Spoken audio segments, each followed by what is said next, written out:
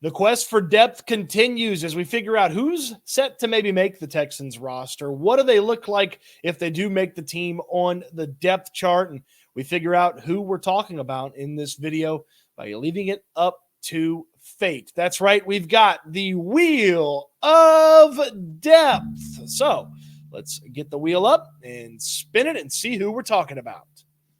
Let's see here where our first one goes. We've talked linebackers and secondary, and we're going to go to a linebacker here. Jacob Phillips, who is a former Cleveland Brown linebacker who's had injuries drastically affect what he's been able to do at the linebacker spot in the NFL. He's a former LSU player and was drafted in the 3rd round by the Browns in 2020's NFL draft. He didn't play at all last year due to an injury, and when he has played, it's been sparingly.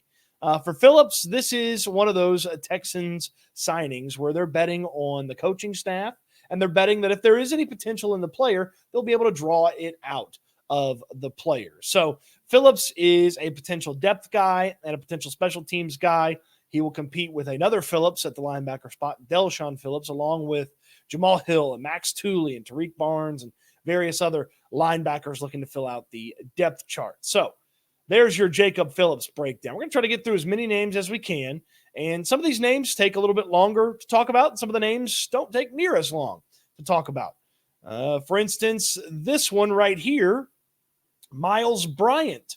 Bryant is a cornerback from the New England Patriots that the Texans signed in free agency. He's primarily going to play slot cornerback when he is on the field. He is one of the smaller players on the field, but he had a little bit of success in New England. But of course, fans are always pretty critical of guys. And I know there were lots of Patriots fans that were happy to see him leave the New England Patriots when the Texans added him this offseason. So Bryant is a guy that is competing for slot cornerback reps. Now, if a guy like Desmond King is hurt in training camp, or, he's going to miss a couple of weeks of the season, maybe Bryant hangs on because Kamari Lassiter could play outside, and Okudah and CJ Henderson, they don't really have inside slot cornerback potential to their games. Bryant's played a lot of slot cornerback, played a lot for the Patriots, and he has a chance to make this team as a special teams contributor and as a depth piece there at that slot cornerback spot. When you see him on the field at training camp, if you get to go to training camp or you see him on the field in the preseason,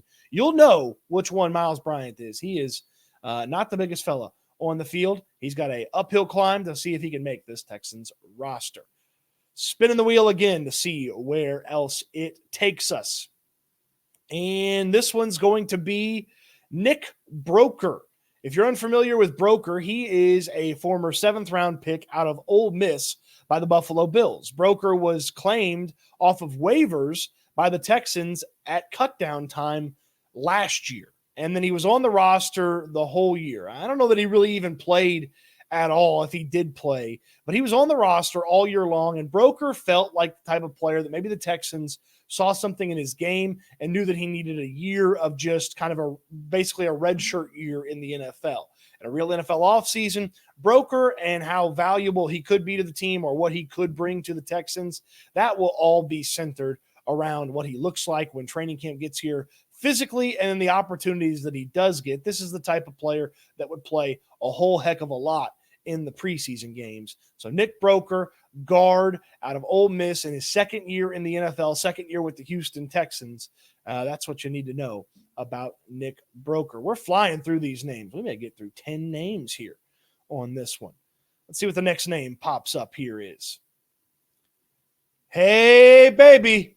Hey, baby. This is my favorite draft pick by the Houston Texans in the 2024 NFL Draft. It is a player the Texans have long coveted. Nick Caserio told the story on Sports Radio 610 how when they were watching C.J. Stroud, they noticed Cade Stover. They love his background, previously playing defense before switching over to tight end, and the production at tight end, man, it is such good production for a guy so new to the position, and had really good production when there were other options to throw the football on the team. Think about Ohio State and the amount of big-time wide receivers that Cade Stover had to play with. and he was still getting the ball on a pretty regular basis at Ohio State, both with C.J. Stroud and this past year without C.J. Stroud. The other part of that story that Nick Caserio told was they saw Stover, noticed him when they were looking at C.J. Stroud, kind of put a bookmark in it. Hey, let's pay attention to this guy. They hired a new linebackers coach this year who coached linebackers at Ohio State and recruited Cade Stover. And one of the first things that coach said to Nick Caserio was, hey, I know I'm new. We got to draft Cade Stover. And Nick Caserio was like, we're way ahead of you, pal. Okay, we're way ahead of you. Now, Cade Stover is going to make this team. So what depth piece is he going to bring to the table? Well, he's going to be a interesting player to watch because he's got a tad bit more juice to his game from a blocking standpoint than the other tight end who's a depth piece at tight end, Brevin Jordan. Brevin Jordan's blocking not as good as what I expect Cade Stover can do right away. But Stover's going to have to work into the position, okay? He's new to the tight end position, but he also has a lot to learn from the transition from college to the NFL as well. Tight end is one of the most difficult positions to jump from college to the pros. So when you add in those things, keep the expectations realistic for Cade Stover. He's not going to come out here and rip away a bunch of playing time from Dalton Schultz and Brevin Jordan. But when he's on the field, see what he can do. He's a pretty decent route runner, watching him in college and then also watching him at mini camps and OTAs. And the big thing about Stover is once he gets the ball in his hands, he's like a Mack truck whose brakes don't work. Okay, he's just bowling through folks once he gets the ball in his hands, and I'm excited to see him in preseason games where he should get a lot of opportunities to both block and catch the football, and I'm excited to see him over the course of the season kind of grow into the tight end position. He's on the team. He's going to be a depth piece. I don't know exactly how useful he's going to be in 2024, but I am excited for the long-term potential and what he brings to the table as the third tight end for the Texans this year. Remember, Dalton Schultz got banged up, had to miss a game. Brevin Jordan's been banged up a little bit. So if you have to put Stover on the field, maybe you have a little bit more faith in him than some of the third tight ends that have been knocking around NRG Stadium the past few seasons. I really like Cade Stover, if you couldn't tell by the reaction that he showed up here on the wheel, and I'm excited to watch him this preseason and this season. Let's head back to the wheel and see what comes up with us. See what comes up for us. I love the wheel. The wheel of depth. Ooh, we're getting the Twins or D'Angelo Ross? The Twins! So we're actually knocking out two players in one here. The Twins are Jackson and Jaden Yonke. They played at South Dakota State, the Jackrabbits.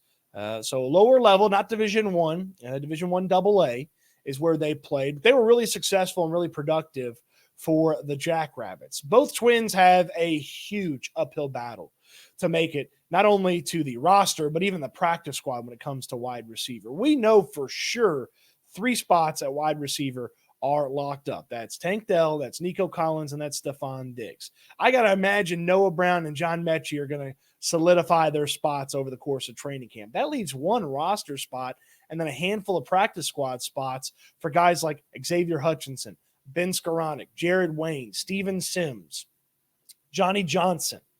There's a lot of competition, not only for the roster, but also for the practice squad. And the Yankees have an uphill battle. Jackson specifically has an uphill battle because he missed a little bit of time with an injury, didn't practice as much as his brother did in mini camps and OTAs. Jaden actually had some really nice plays, a couple of moments in mini camp. I can remember he had one of the plays of the day where he just kind of skied and ripped the ball out of the air and actually came down on the defender. And then he had one where he just kind of shook loose a Max Tooley and made it look easy, getting loose on the BYU linebacker, who's also an undrafted free agent with him.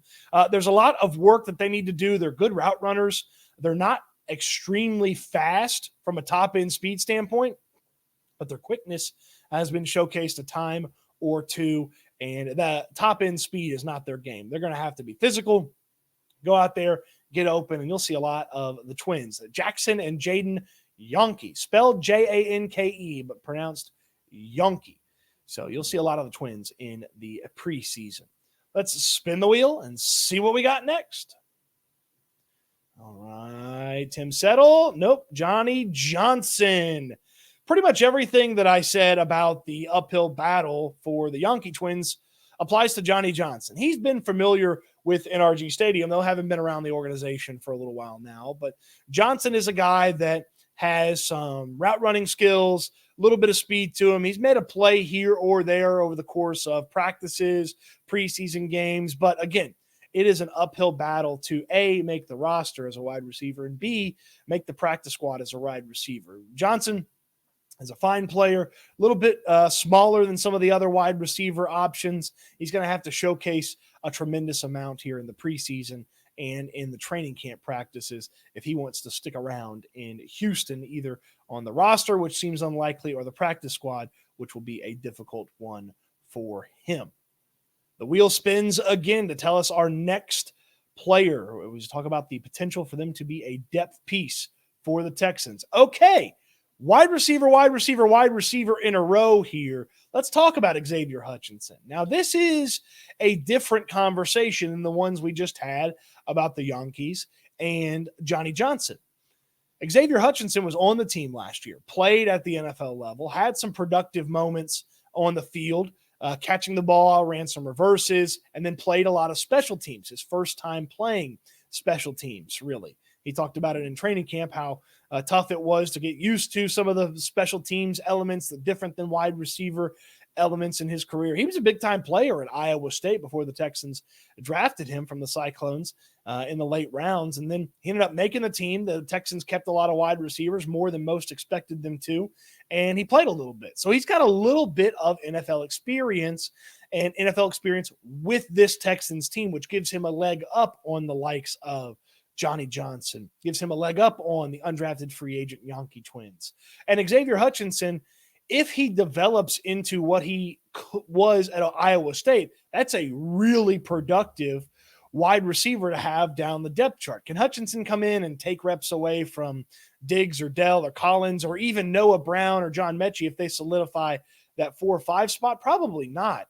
But if he can continue to grow into his body, trim up the route running a little bit, get just a tiny bit quicker, maybe a little bit faster as well, this is a productive player that could be better and have more potential than most sixth wide receivers around the league. That's something you'll hear me say a lot about the wide receivers.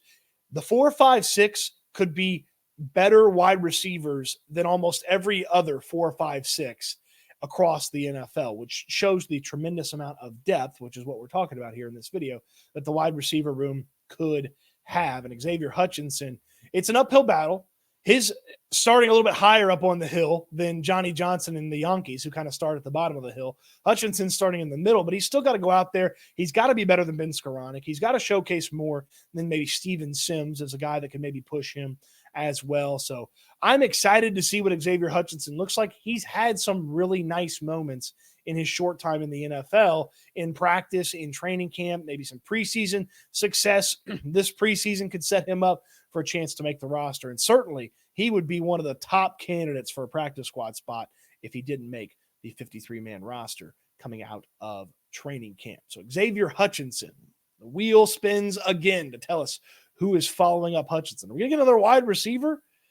Oh, no, we're getting an undrafted free agent, a defensive lineman, Phildarius Payne. Now, you're going to see Phildarius Payne listed as a defensive tackle, but notice I called him a defensive lineman. He played defensive end and defensive tackle in college, came off of a big-time injury at Virginia Tech and played last year for the Hokies and played pretty well. Diminutive, a little bit smaller, and a lot of competition with Phildarius Payne at the defensive tackle spot. Marcus Harris from Auburn is a guy that's competing with him, who's his fellow rookie. Harris, of course, was drafted. Phildarius Payne was added as a undrafted free agent. But it's going to be a cream rise to the top situation when it comes to the defensive tackle room.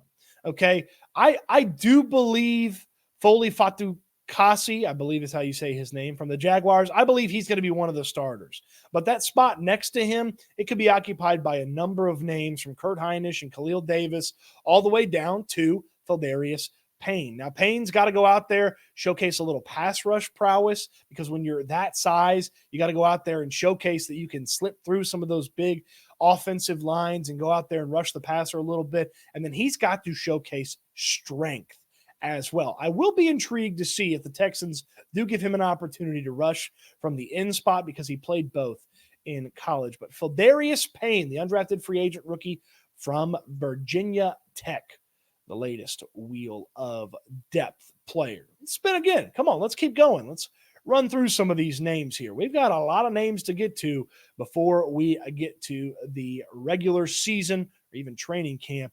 Let's talk about Jaret Patterson. Patterson was fantastic last year. Now you're saying to yourself, Cody, fantastic? Isn't that a little bit exaggerated in there, a little bit too much on that to say that Jaret Patterson was fantastic? No, and here's why I believe he was fantastic. Patterson played at Notre Dame. He was really good at Notre Dame. He went through the draft process, and he went to the Senior Bowl, and he got his butt kicked at the Senior Bowl. He did not play well at the Senior Bowl. Guys were manhandling him. The Texans ended up drafting him late in the draft, and by virtue of multiple injuries across the board at a variety of places, Jaret Patterson, as a rookie, is thrust into the most difficult spot for this offense on the offensive line. Offensive line coach Chris Strausser talked about it. Center is a guy that they put a tremendous amount of pressure on, from making sure that things are set up in the offense to actually doing your job, moving guys out of the way in the run game and holding up in the pass game. And Patterson did really, really well last season based on what you thought you could get from a rookie and what you were hoping to get from a rookie. And then he played excellent compared to those expectations. And then overall, there were times where he had some of the best pass rush win rates for offensive linemen. I guess they call it pass block win rate, whatever ESPN calls it. He was on the top 10 list there for a little while in either pass blocking or run blocking. Off the top of my head, I can't remember, but he had a solid rookie campaign until a leg injury ended his season. And I feel like maybe if they'd had the chance to return one more player from IR, he'd have got a nod and an opportunity to come back. But ultimately, they ran out of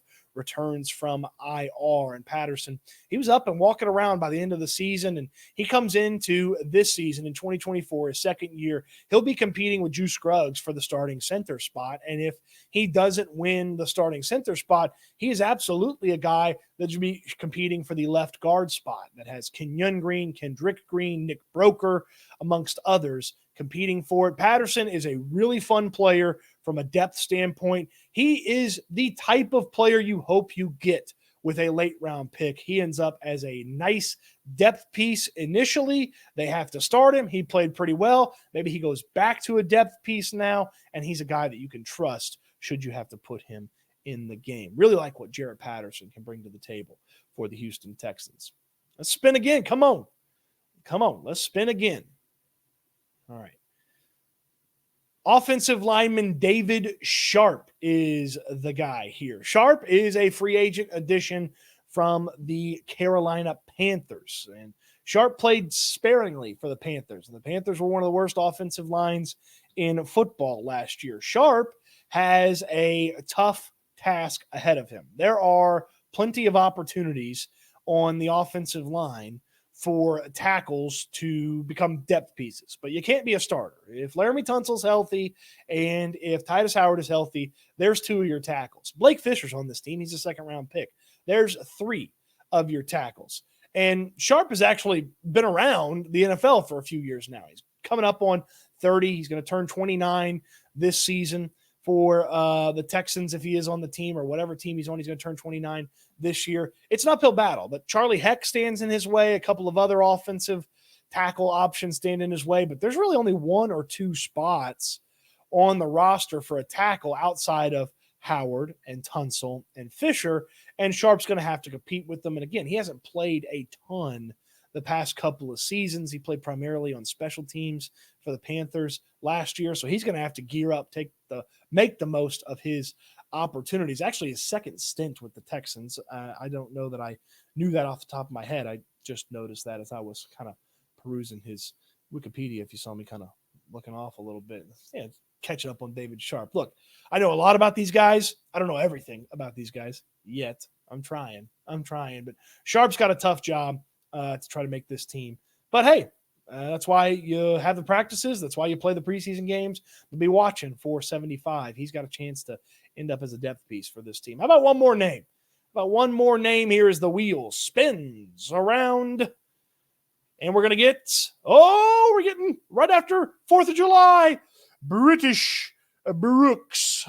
Should have talked about him on 4th of July, but if I talked about him on the 4th of July, then I would have had to say, we don't like him. He's British, All right, enough. British Brooks, undrafted free agent running back from North Carolina, where he had injuries drastically affect his time at North Carolina. He actually had an injury in 2022 that ended his season, and he told Mac Brown before the injury news was really official that his season was over. I'm coming back next year. I'm coming back, and I want to do what I intended to do at North Carolina, be a productive player, a little bit of an older guy, played a little bit in college. Here's what you would notice about British Brooks when you see him in the preseason, you see him in training camp. He's big, okay? He is big. British Brooks and Jawar Jordan, there's about 40 pounds difference between them on the biographies, on the height, weight, where they went to school. I think there's like a 40-pound difference. They don't even look like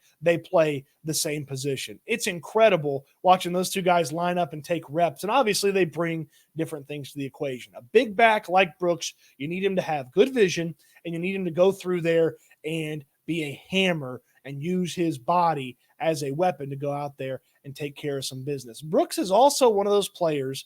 I like the Athletics' Dane Brugler for draft evaluation, and he rates a tremendous amount of players and writes up scouting reports on all of them. Brooks is one of the first players that just got the minimum, like the bare minimum, like, hey, these were some of his numbers. This is where he went to school, and this is kind of my projected round. So not a lot of biography or background on British Brooks, but for him to be kind of like, I think it was the 34th running back, and Dane Brugler did a deep dive on 33 of them and then ranked the rest of them. So he was at the top of the other kind of rankings from Dane Brugler, which is something that's kind of stuck around and rattled around in the back of my brain when I think about British Brooks. He's got such a fun name to say. I promise I won't do that every time we talk about British Brooks. Anybody could take the mantle for the backups at the running back spot too. I mean, Dameon Pierce, I would tell you, has the inside track right now, but if Dameon Pierce showed up and it didn't look good like it did last year, then maybe Jawar Jordan and British Brooks and Dare Agumba-Wale could find themselves in the conversation. I would think British Brooks probably is a inside track candidate for a practice squad spot based on the amount of money the Texans spent on him. He's one of the more expensive undrafted free agents, and they spent a pretty hefty chunk of change compared to most undrafted free agents to acquire his services and have him in there. But I would think practice squad's probably where he's best suited, learn a little bit more, get further away from his injury. And hey, if you have a week where you need a short yardage goal line back, maybe you bring up British Brooks from the practice squad for that. Or Jawar Jordan's banged up for a couple weeks. Hey, we'll promote British Brooks from the practice squad a couple of times to be a depth piece there at the running back spot. So British Brooks, North Carolina running back, undrafted free agent, has a chance to make the team and has a chance to certainly make the practice squad if he doesn't make the team. What say you? How about those depth pieces in the wheel of depth? How about that? Let me know in the comment section down below what you think about those players. On your way down to the comment section, throw me a thumbs up on the video. Subscribe to the channel if you haven't already so you don't miss out on anything. Oh, in the description, you can catch up on all the other Wheel of Depth videos as well, so you don't want to miss out on that. You don't miss anything if you're subscribed and you turn on the notification bell so that you know when new videos and new lives pop up. Appreciate you watching. Hope you enjoyed it. And I can't wait until we talk Texans again soon.